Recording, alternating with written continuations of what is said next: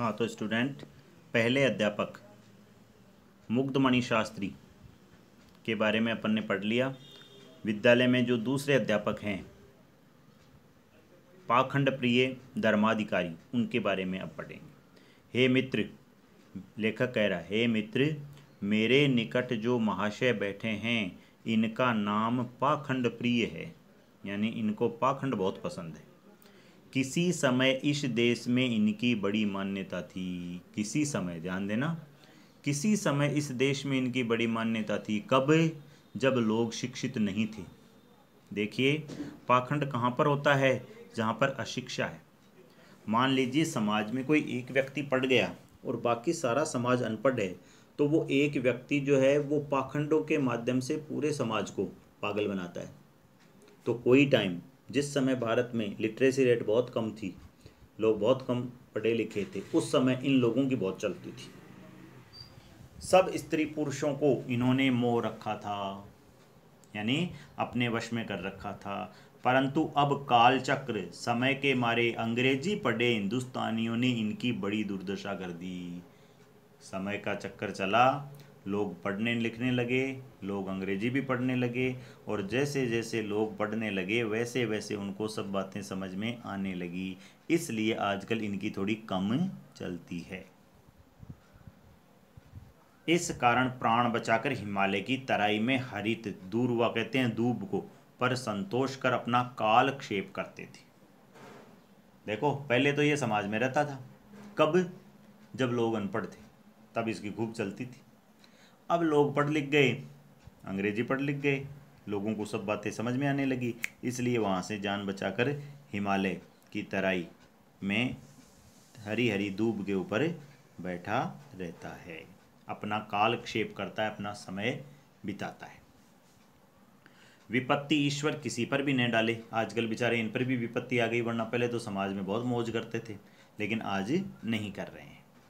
जब तक इनका राज था दृष्टि बचाकर भोग लगाया करते थे। जब तक इनका राज था, यानी जब तक समाज में इनकी चली, तब तक तो नज़रें बचाकर भोग लगाया करते थे, यानी लोग इनको भगवान मानते थे, और जैसे भगवान के भोग लगाते हैं वैसे इनको भी भोग लगाते थे, और खूब जीमते थे, खूब खाना वाना खाते थे लोगों के यहाँ। कहाँ अब स्वान श्रृंगाल के संग दिन काटने पड़ रहे हैं, लेकिन बेचारे के बुरे दिन शुरू हो गए। स्वान कहते हैं कुत्ते को, श्रृंगाल कहते हैं शियार को। आज यहाँ जंगल में कुत्ते शियारों के बीच में पड़ा है, परंतु फिर भी इनकी बुद्धि पर पूरा विश्वास है कि एक कार्तिक मास भी इनको स्थिर रह जाने देंगे तो हरि कृपा से समस्त नवीन धर्मों पर 4-5 दिन में पानी फेर सकता है आदमी। यानी समाज से भागकर हिमालय पर आ गया है, लेकिन अभी भी इसकी बुद्धि पर इतना विश्वास है कि 12 महीने होते हैं साल में, 11 महीने निकाल दो, खाली एक कार्तिक का महीना इनको दे दो, उस महीने में ही ये सारे नवीन नए धर्मों पर पानी फेर देंगे। अर्थात उस एक महीने में भी ये इतने पाखंड समाज में फैलाते हैं कि उन पाखंडों की गिनती ही नहीं हो सकती है। देखिए, हिंदू धर्म में जो कार्तिक मास का महीना होता है वो काफ़ी दान पुण्य का महीना माना जाता है। इस महीने में बहुत सारे दान पुण्य के काम होते हैं, और उन सभी दान पुण्य के कामों में जो पाखंडी लोग होते हैं, उन पाखंडियों को अपना पाखंड फैलाने का अवसर मिल जाता है।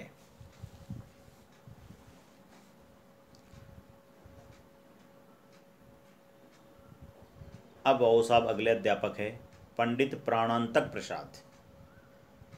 ये भी प्रशंसनीय पुरुष है साहब, ये भी काफ़ी प्रशंसा के पात्र है। प्राणांतक का मतलब बता दिया था, प्राणों का अंत करने वाले। जब तक इस घट में प्राण है, जब तक काया में प्राण है, तब तक किसी पर इनकी प्रशंसा बन पड़ी न बन पड़ेगी। जब तक शरीर में प्राण है तब तक इनकी प्रशंसा नहीं है साहब। इनकी प्रशंसा तो प्राण निकलने के बाद ही होती है, यानी जिसको भी ये दवाई देते हैं उसके निश्चित ही प्राण निकलते हैं और फिर ये प्रशंसा के पात्र बनते हैं। यहाँ पर भी व्यंग्य है। ये महावैद्य के नाम से संसार में विख्यात है। बहुत बड़े वैद्य हैं साहब, ये चिकित्सक है, डॉक्टर है। ये चिकित्सा में ऐसे कुशल है कि चिता पर चढ़ते चढ़ते रोगी इनके उपकार का गुण नहीं भूलता। और चिकित्सा में इतने माहिर हैं कि जिस रोगी का ये इलाज कर देना वो चिता पर चढ़ते चढ़ते इनके गुण नहीं भूले। कितना ही रोग से पीड़ित क्यों न हो, अगला क्षण भर में स्वर्ग के सुख को प्राप्त करा देता है ये डॉक्टर। चाहे कितना ही बड़ा बीमार क्यों ना हो, इनकी दवाई लेते ही अगले को सीधा मोक्ष मिलती है, सीधा स्वर्ग में जाता है। जिंदा रहने का कोई चांस नहीं है इनकी दवाई लेने के बाद। जब तक औषधि नहीं देते, दवाई नहीं देते, केवल उसी समय तक प्राणी के संसारी व्यथा कहते हैं, व्यथा दुख। और ये जब तक दवाई नहीं देते हैं तब तक ही व्यक्ति संसार के दुख झेलता है। इन्होंने दवाई दी और सारे दुखों से मुक्ति है, क्योंकि अगला संसार ही छोड़ के चला जाता है। आप लोग कुछ समय और रुकी, इनकी चिकित्सा और चतुराई अपने आप प्रकट हो जाएगी। यद्यपि आपके अमूल्य समय में बाधा हुई है, परंतु यह भी स्वदेश की भलाई का काम था। इस हेतु आप आतुर न हुजिए, यानी ज़्यादा जल्दबाजी मत कीजिए, और शेष अध्यापकों की अमृतमय जीवन कहानी का श्रवण करो। तो इसमें व्यंग्य किया गया है कि उस समय जो चिकित्सा व्यवस्था थी, उस चिकित्सा व्यवस्था में भी लोग परफेक्ट नहीं थे, लोग कुशल नहीं थे, लोगों के पास पर्याप्त ज्ञान की कमी थी। ऐसी वैसी दवाइयाँ देकर जो है वो लोगों की जान के साथ लोग खेल जाते थे। आगे आओ साहब, अगले अध्यापक है लुप्त लोचन ज्योतिषाभरण। ये बड़े उद्दंड पंडित है साहब। लुप्त लोचन, आंखें है ही नहीं, और ज्योतिष शास्त्र के ज्ञाता है, एस्ट्रोलॉजिस्ट है, बड़े उद्दंड शैतान पंडित है। ज्योतिष विद्या में बहुत कुशल है, बहुत बड़े एस्ट्रोलॉजिस्ट है।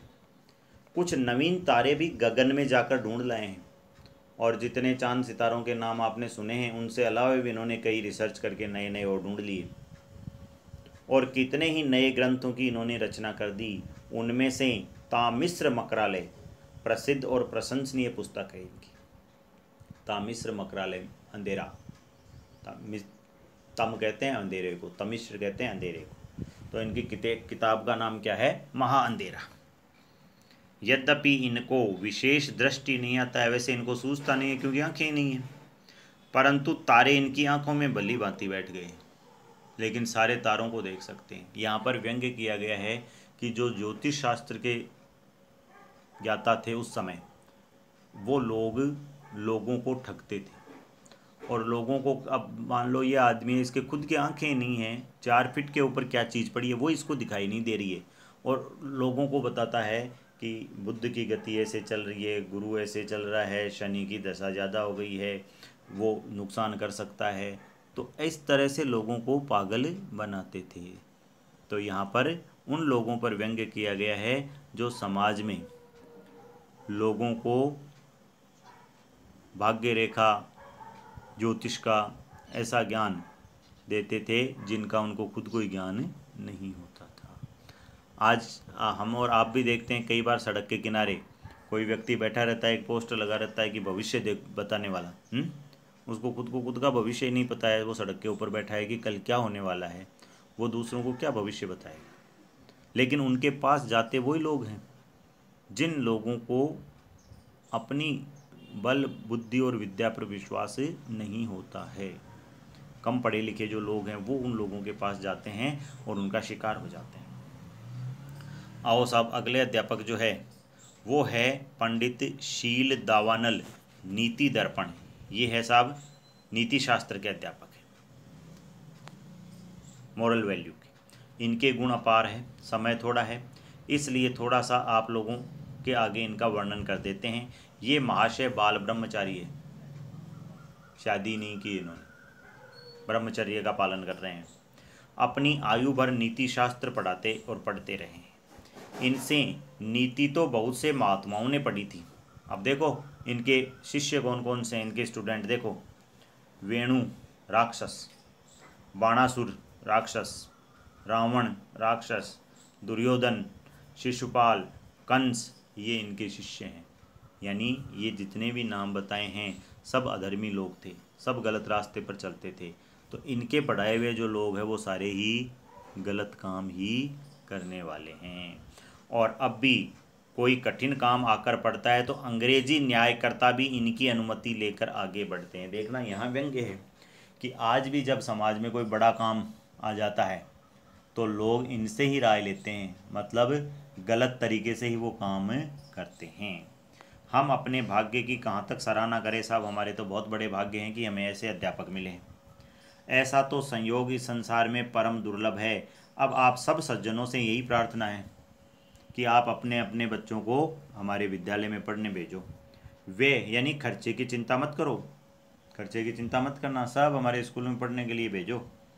क्योंकि प्रथम तो हम किसी अध्यापक को मासिक देंगे ही नहीं, क्योंकि हम हमारे अध्यापकों को ही पैसा नहीं देंगे। और दिया भी तो 10-5 वर्ष बाद में देखा जाएगा, देंगे भी तो भी 10-5 साल बाद में देखा जाएगा। यहाँ पर यह व्यंग्य किया गया है कि उस समय स्कूलों में जो अध्यापक पढ़ाते थे उनको समय पर वेतन नहीं मिलता था, स्कूल वाले उनका वेतन खा जाते थे, हड़प जाते थे। मासिक यानी मंथली देंगे ही नहीं, और दिया तो भी 10-5 साल बाद में देंगे। यदि हमको भोजन की श्रद्धा हुई तो भोजन का बंदान बांध देंगे।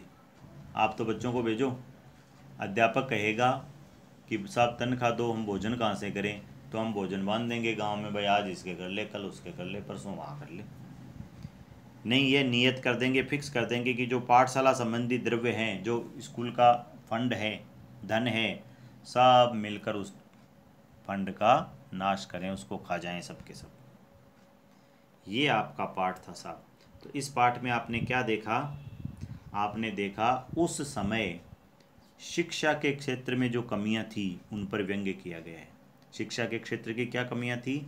एक तो ट्रेन टीचर नहीं थे, जो थे, ठीक है, वो किसी स्कूल में जाते थे तो उनको तनख्वाह नहीं देते थे, ठीक है, और बच्चों से फीस ले लेते थे, स्कूल खोलने के लिए चंदा इकट्ठा करते थे, और उस चंदे से स्कूल में तो पैसा कम लगाते थे, चंदे को खा जाते थे, ठीक है। ज्योतिष शास्त्र के जो ज्ञाता थे उन पर व्यंग्य किया गया है कि वो लोगों को पागल बनाते थे। उस समय चिकित्सा के क्षेत्र में भी कमियां थी, और धर्म के क्षेत्र में पाखंड फैला हुआ था। ये सब कुछ व्यंग्य इस पाठ के अंतर्गत किए गए। धन्यवाद।